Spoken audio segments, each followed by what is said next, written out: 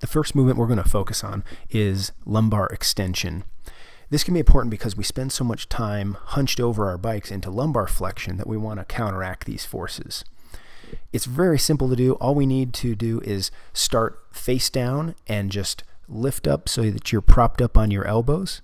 And then if you want to accentuate the stretch a little bit more, you simply need to press up onto your hands and lift the shoulders up into the air a little further.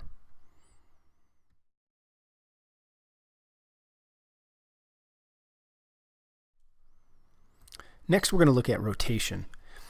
The reason we're going to look at this is because unequal rotation through the spine can lead to unequal lower extremity mechanics.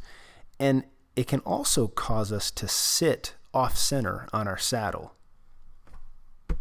Before we get to the exercise, we need to do a little testing first.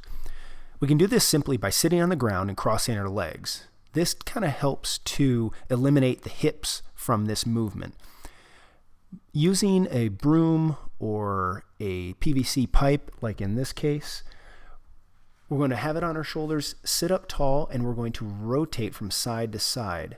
And as you can see, I struggle rotating to the left, but I have no problem rotating to the right. So I need to work on my left rotation. And the way I do this is by laying on my right side, bringing my left knee up into hip flexion. And the more you move up into hip flexion, the higher up the spine you're going to be stretching. Next, I'm going to turn my upper body and shoulders up towards the ceiling. And my left hand, I want to rotate behind me and place it near my right hip or my tailbone. And this is the stretch we're going to hold for a little while. To increase the difficulty, we can just reach up towards the ceiling with our free hand, with the right hand in this case. And this will help engage the oblique muscles on the right side and help to facilitate this left rotation. Finally, we're going to look at the hip flexors. The hip flexors are the most overworked muscles usually amongst cyclists and triathletes especially.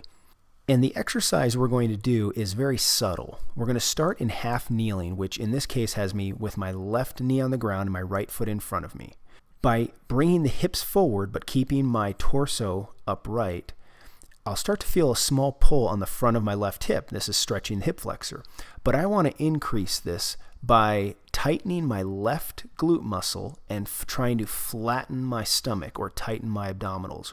This kind of helps to posteriorly tilt the pelvis and will accentuate that stretch on the hip flexor even further.